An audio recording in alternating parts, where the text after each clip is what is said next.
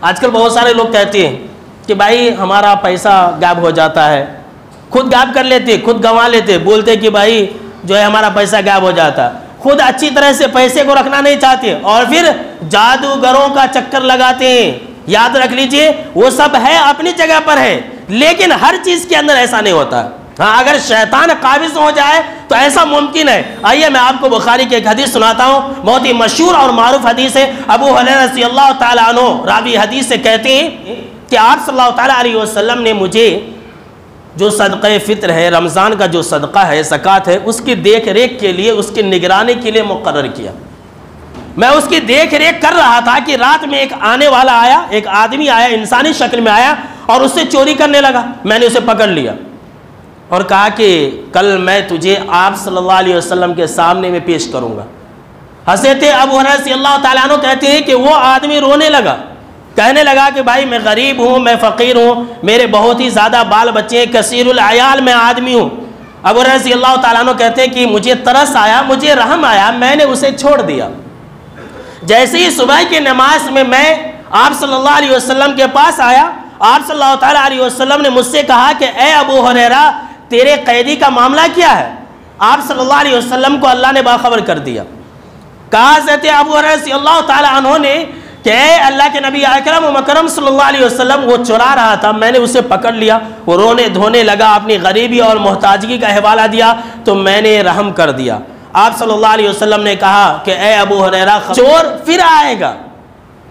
حضرت ابو ہریرہ رضی اللہ تعالیٰ عنہ کہتے ہیں کہ مجھے یقین ہو گیا کہ آپ صلی اللہ علیہ وسلم نے کہا ہے تو وہ ہر حال میں آئے گا۔ میں دیکھ لے کر کے بیٹھ گیا، پھر وہ آ گیا، پھر اس میں سے مال چوری کرنے لگا، پھر میں نے اسے پکڑ لیا، پھر وہ رونے دھونے لگا، اپنی محتاجی کا، اپنی غریبی اور فقیری کا حوالہ دینے لگا تو میں نے اسے چھوڑ دیا۔ پھر میں جب صبح میں آیا دوسرا دن تو آپ صلی اللہ علیہ وسلم نے پھر پوچھا، پھر میں نے وہی کہا کہ اللہ کے نبی اکرم و مکرم صلی اللہ علیہ وسلم وہ چور رونے لگا، اپنی محتاجی کا حوالہ دینے لگا، بیوی بچوں کا حوالہ دینے لگا تو میں نے اسے چھوڑ دیا۔ پھر آپ صلی اللہ تعالیٰ علیہ وسلم نے کہا یاد رکھنا اے ابو ہریرہ وہ تیرا چور پھر آئے گا چوری کرنے کے لیے۔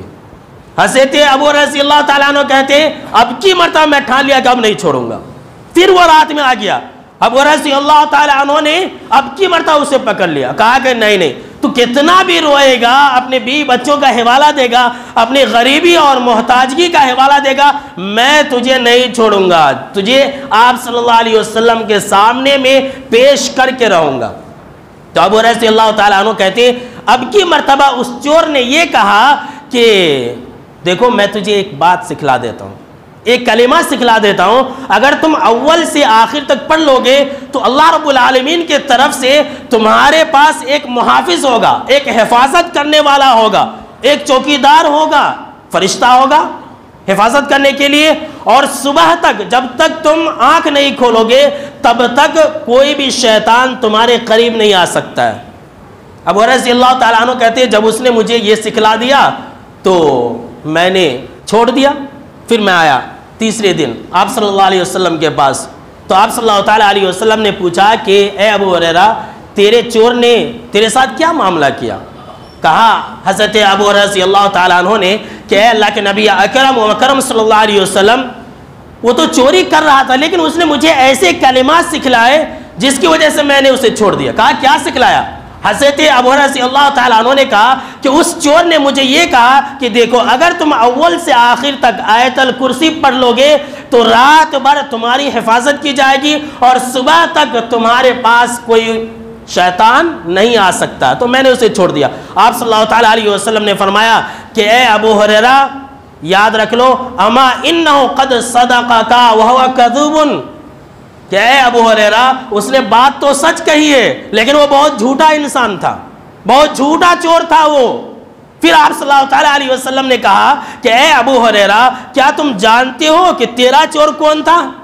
حضرت ابو ہریرہ رضی اللہ تعالیٰ عنہ نے کہا کہ نہیں، تو آپ صلی اللہ تعالیٰ علیہ وسلم نے فرمایا کہ وہ شیطان تھا۔ جی ہاں، وہ انسان چور نہیں تھا، انسانی شکل میں وہ شیطان تھا۔